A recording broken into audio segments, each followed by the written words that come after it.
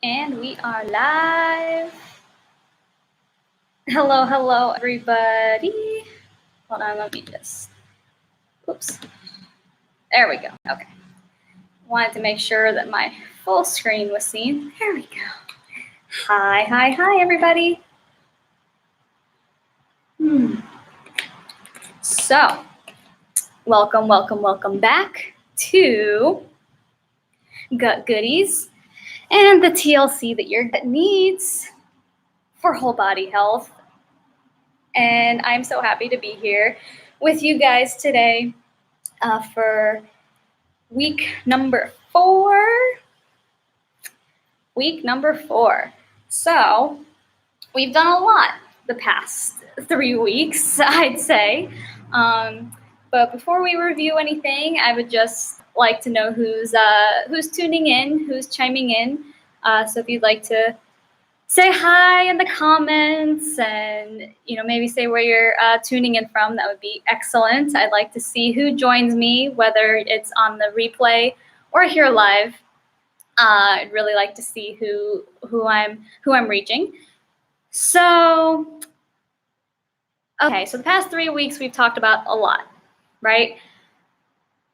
First week was self-love, and that's when we really dove into our inner game, our inner self, and started to be aware of the stories we're telling ourselves, and give ourselves a little extra love in the way we talk to ourselves, in the way we look at ourselves, all of that, boosting that that just peaceful environment within our body from the inside. So that was week 1. And also on week 1, if you haven't seen that video, we did talk a lot about the gut and just what the gut biome is as a whole and how it affects our overall health. So if you missed that video, definitely go check that out because there's a lot of good information in there. And then week 2, we dove into self-care, right? The sister of self-love. And that is, remember, particular for anybody. Like, everybody's different when it comes to your self-care. So we talked a lot about, what you can do to really fill your cup up, because that's what self-care is, taking care of yourself first so that you can then take care of everybody else that you love around you. And then the third week, last week, we talked about stress. And that was quite a hefty video because there's a lot there. And I don't know if you've noticed, but we've started to see like a pattern here, like self-love and self-care and stress, like they all kind of go together. Self-love and self-care can help alleviate our stress. I don't know if anybody's noticed that. But yeah, so last week we talked about stress and what our bodies do with the hormones that are produced in those kinds of situations and how it can lead to weight gain and all those kinds of nasty things, heart disease, like, oh gosh, the things that stress can do to our body is just, it's quite scary. But the good news is that there's ways to relieve that. There's stress management. There's, everything we talked about. And one of the things that we're actually going to talk about today that can help with stress as well. So we ready to talk about exercise? This is going to be a hefty one too. These next few weeks are going to be pretty hefty. So, put your listening ears on, your thinking caps on, or just sit back and enjoy listening to it and come back if you want to take some notes. Or, of course, you can always reach out to me if you have any questions. As we go along, too, feel free to post any questions in the comments, and I'll be sure to answer them the best I can. And without further ado, let's talk about exercise. So, exercise is one of those things when it comes to your lifestyle that it's up there. It's like diet, exercise. Like, it's 1-2 because there's super duper so many benefits that come from exercise. And really, before I move on, exercise, let me clear this up. All it really means is moving your body. So My exercise, regimen is going to be different from yours. Like what works for your body might not work for my body. And it's really just about movement. So as long as you're moving your body, that's what really matters. So yeah, there's so many benefits of exercise. Of course, there's physical benefits, controlling your weight, toning your body. All us ladies like that, nice booty, nice legs, and some of us like, I don't have very big arm muscles, but I don't need very big arm muscles. But anyway, so yeah, there's obviously the physical benefits of exercise, and there's also, that it combats disease. It keeps our blood fresh and pumping, and so that can combat certain diseases. It can also help you sleep. Like if you have a good, consistent exercise, you sleep better. Obviously, you're exerting more energy, which helps you sleep. And that also can go into the mental side of the benefits of exercise. It can improve your mood because you're stimulating the happy hormones, the endorphins, and that also strengthens your immune system, your immune response. That's why we call it the happy hormone. Those are released during exercise. Let's see, benefits also on the mental side are, your energy, you get all that stuff moving, and you're energetic. Like, I don't know if you've noticed maybe a day that you don't exercise and you just feel like in a slump, right? And I'll get real with you for like 2 seconds. I haven't really exercised much at all this week because I've been, suffering from some pains in my body, and I need to listen to myself and, rest when I need to. But then getting back into it, like taking the first step is usually the hardest. And then, of course, continuing is what you want. You want to be consistent with your exercise to keep that improved mood and to keep your energy up. And you know what else? Exercise and boosting your endorphins can actually benefit your sex life. So, I mean, there's so many benefits when it comes to exercise. So why don't we do it more? Because we just get in this mode sometimes. Like I said, if you're feeling crappy one day and you just don't want to move your body, so what do? You slump through the day. Maybe you lie on the couch and watch TV. I mean, I don't know. You just get in this like rut kind of space.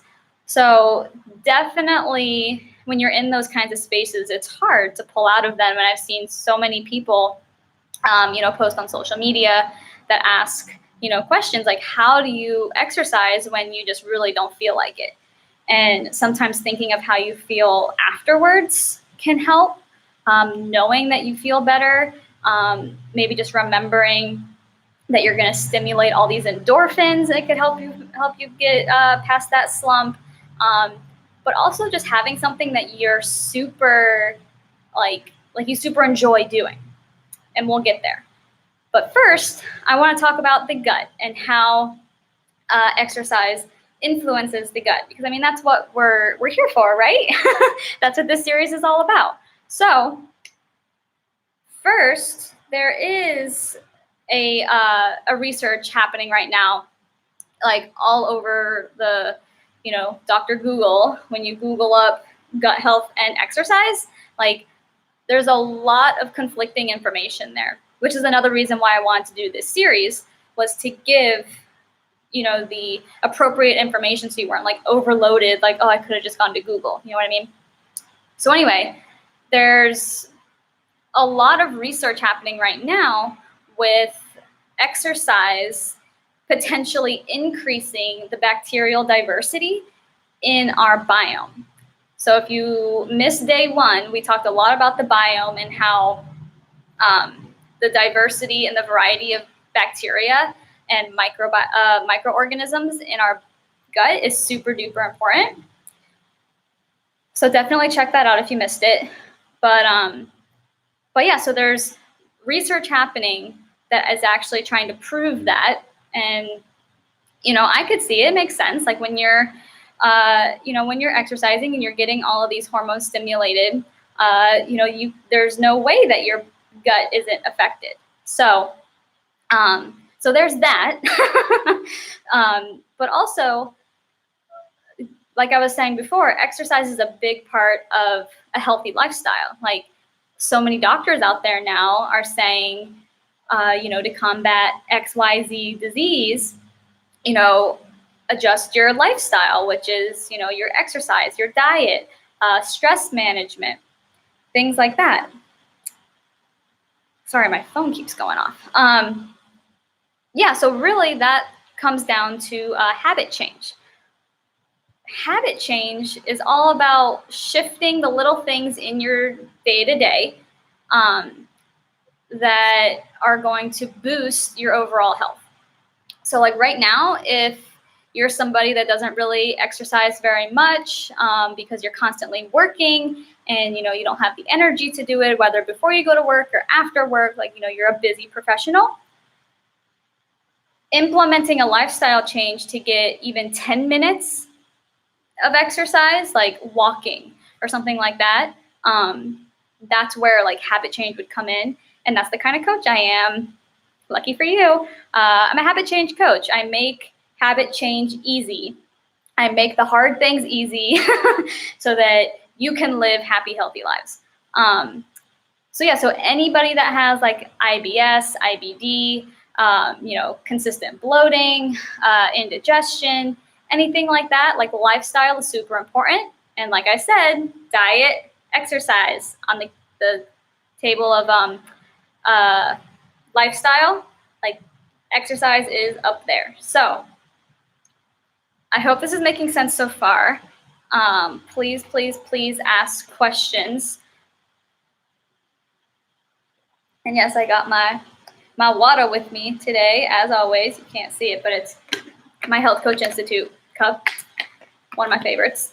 But yeah, so then to keep moving on, there are exercises actually specific for helping your digestion.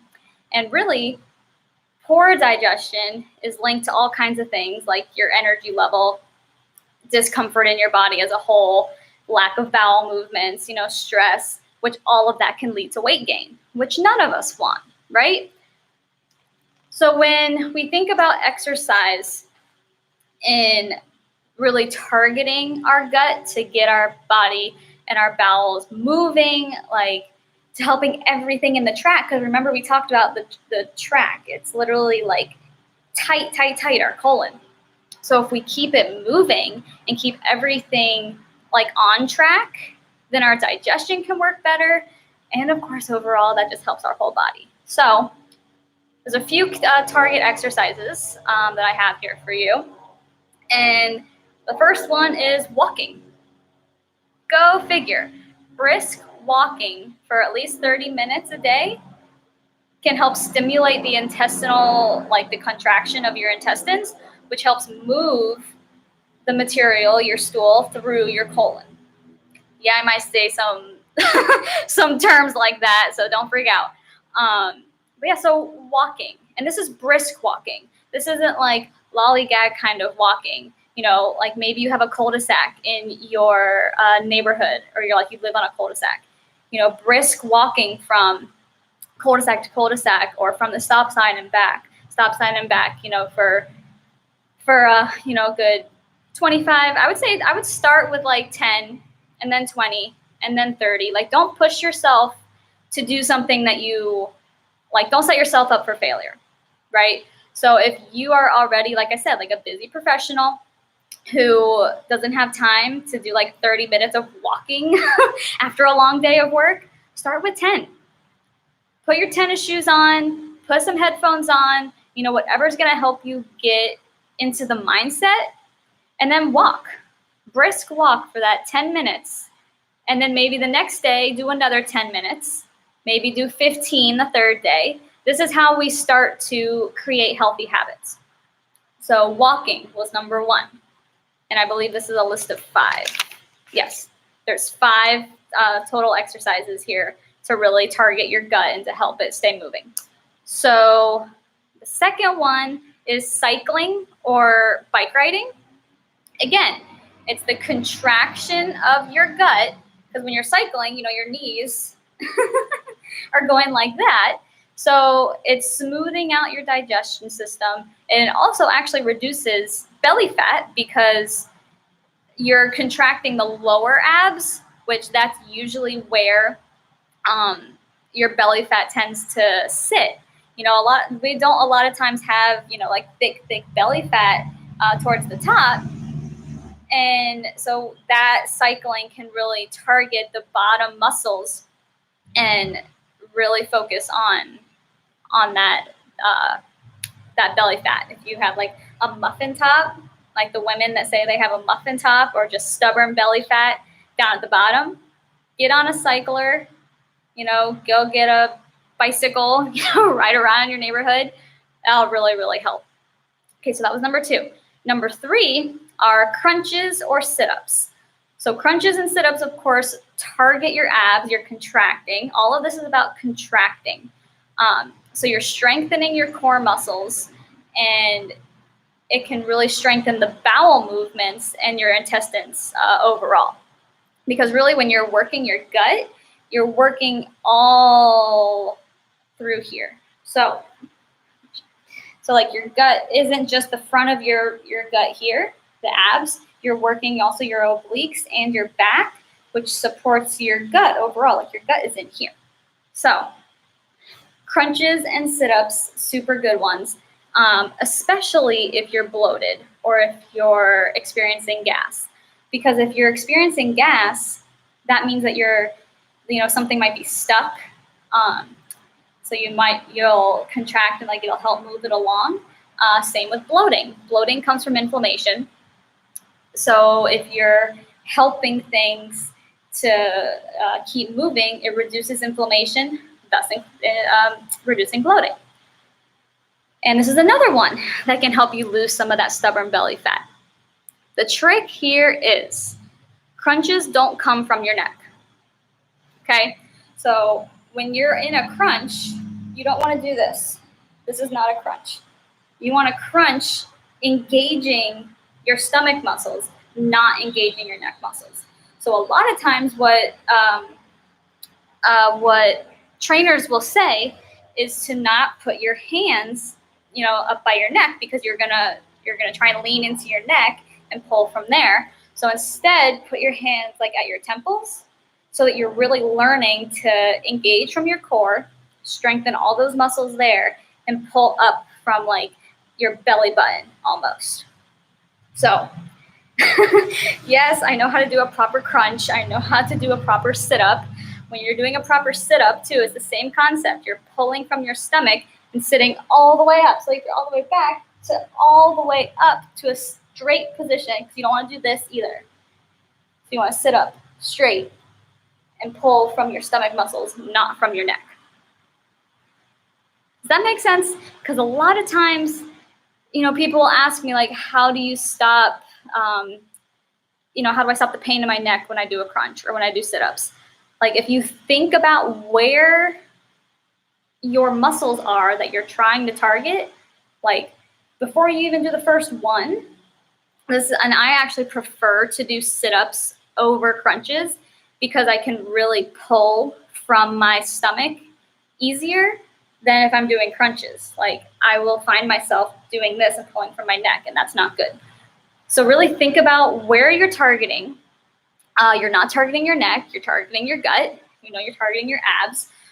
So just really try to get into that mind space of what muscles you need to be using. So that was number 3, crunches and sit-ups. Number 4, something a little more, sometimes it can be relaxing, and that's yoga.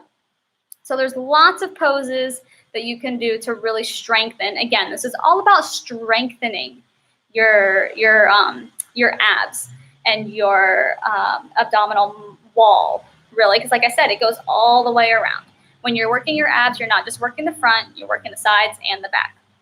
So some yoga poses, the boat pose, child's pose, downward dog, upward dog, even just standing, standing up straight and touching your toes, forward bend, triangle pose. And these are all poses that, if you'd be interested, I could make another video, showing some yoga poses. I could do that.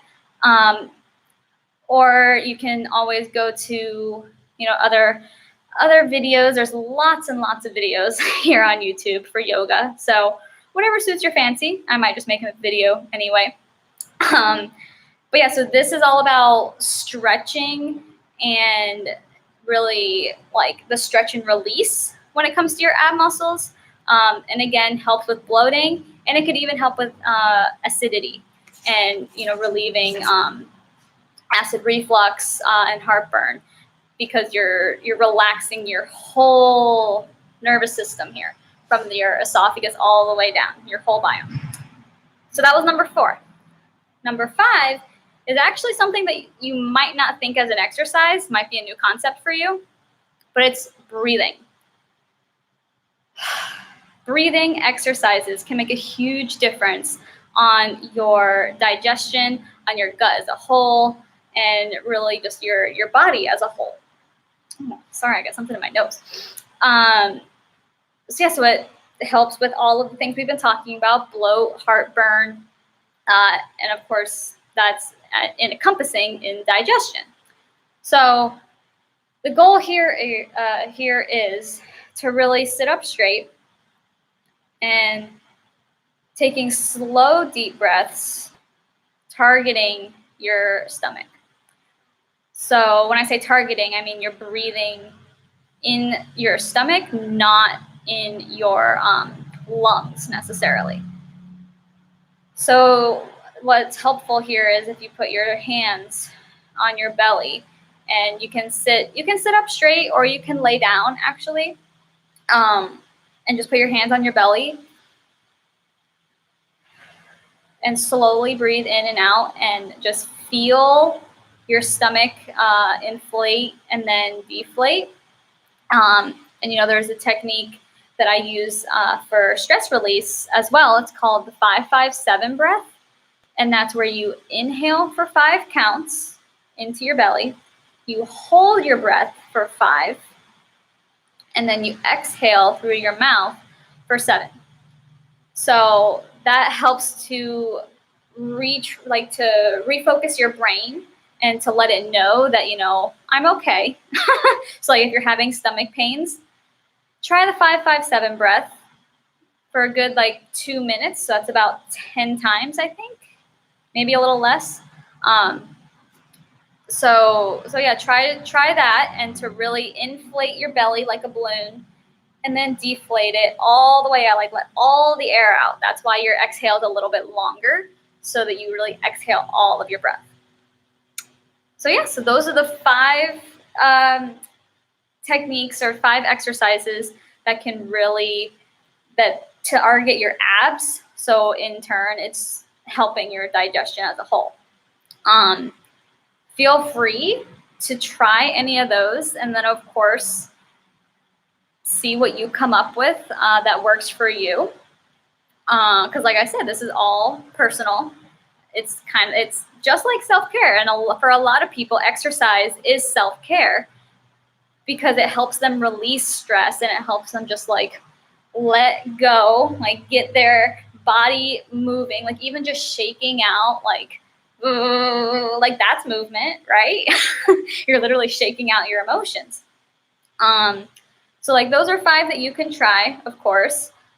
For me, I love walking. Now I do. I didn't before. Growing up, it was I wouldn't just walk for fun, for exercise. And then the other thing I love doing is dance, of course.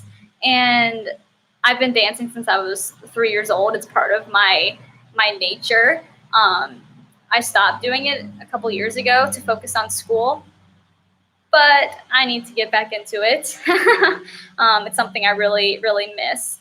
But the other thing that I love doing, and if you know me, you know that I'm a Beachbody coach.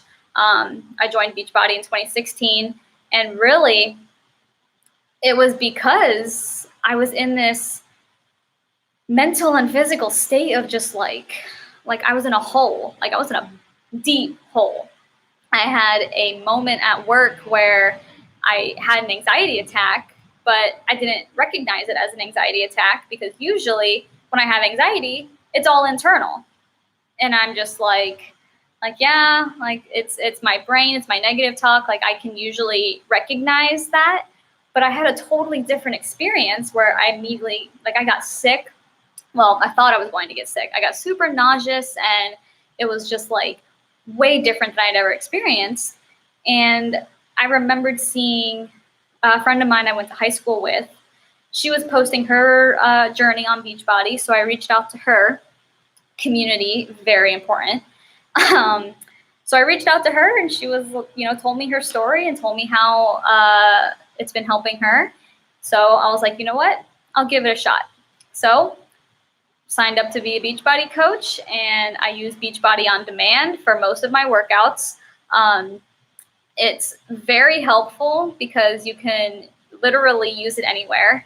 And no, this is not a tactic to get you to join Beachbody.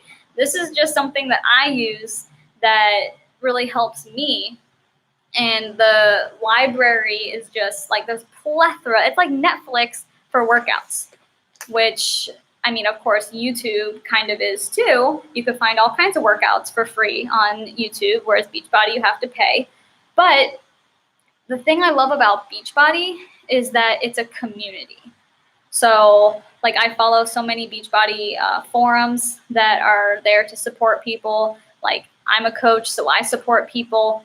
And it's really just, it's a well-rounded community. There's nutrition, there's exercise, there's accountability. Like, there's everything you would need in a lifestyle kind of program. So it's really great. I love it. So if anybody has any questions about Beachbody, again, not a tactic to get you to buy anything. This is just what I use. So how are we doing? Because I'm looking at my clock here, and I've been on for 27 minutes. That's a long time to talk about exercise. So I hope this was beneficial. And bottom line, when it comes to exercise and movement, finding what you enjoy is key. What you enjoy is key. So if you love, racquetball, if you love, rollerblading, if you love, dancing, aerobics, like any of those kinds of things, no one can tell you what's best for your body than you. You know your body best. You know your mind best. So if you don't enjoy the workout that you're doing, for one, you're not going to see results because you're not going to stick with it because it's more of an obligation. And when it becomes an obligation, guess what? That creates stress. And we already know what stress does to the body and how detrimental it is. So definitely don't let anybody influence your choices when it comes to exercise. And if you start one thing, if you start a program and you don't like it like 2 weeks in, who's to say you can't change it up? Change it up so that it works for you. Otherwise, you're not going to be happy and you're not going to see the results you want. And it's going to be a whole plethora of why am I not seeing results? Why am I gaining weight? Why am I this? Because you're not enjoying it. So we don't want that. We want everybody to be happy in their bodies. We want everybody, well, me, like this is my mission as a health coach. Like I empower people to find what they love and do it every day. Implement it into your life every day so that you can avoid potentially gaining weight. You can avoid anxiety and, decreasing of your mood. Because when we move our body, when we do what we love to move our body, it makes a huge difference. Like there's no obligation. There's no like, oh, well, I should have worked out today. Or now I can't have this food because I didn't work out today. Like the negative thoughts that our brains come up with when we don't get a workout in, it's quite amazing what our brain tries to tell our bodies. So, bottom line is get moving every day. And if you're in a stoic space where you like aren't moving, you don't know how to get started, start with 5 minutes, start with 10 minutes, and then increase, every few days as you go along. And of course, if you would like any personal help, personal guidance, personal support, personal empowerment, like contact me. I am taking new clients. I have open spots for discovery sessions. Don't be afraid to reach out until, you're desperate. We don't want that either. So yeah, like my goal as always is to help everyone not only get healthy, but stay healthy and to be an empowered place from the inside out and to live their life. So I hope everybody has found some feedback, not only in this video, but in my previous videos. And I would love some feedback. If you're enjoying this series, just let me know, shoot me a comment, shoot me a message. Let me know. I'd really like to see if there's anything maybe I could improve on. Also, like, just let me know. I'm here to serve you, this world, this community. So absolutely, let me know. Would love some feedback. And as always, subscribe to my channel, share it with whomever you feel would benefit from this information. And I'm always here if you have questions or comments, or you want to reach out and say, hey, I might need help. Like taking that first step to asking for help is probably the biggest, hardest one. But once you do, it is a life changer. I mean, we talked about community and how important it is. So I just encourage you, if you're in a rut, to definitely reach out. So that is it on exercise. If there's anything that anybody feels I missed, or they have a question that I didn't talk about when it comes to exercise, please let me know, and I'd be happy to address that. Sun's getting a little bright. And next week, I might do 2 videos on diet, only because it is a hot topic. It's probably like the top 1 when it comes to gut health. So we'll see. But next week, we are starting to dive into diet, and oh man, it's going to be a big one. It's going to be a big one. You don't want to miss it. You don't want to miss it. I'm excited because diet is one of my favorite things to talk about when it comes to gut health. So I will see you all next Friday, same time, same place. And I hope everybody has a fantastic weekend. Get your body moving. Find what you love in the movement realm. And I will see you all next week. Bye.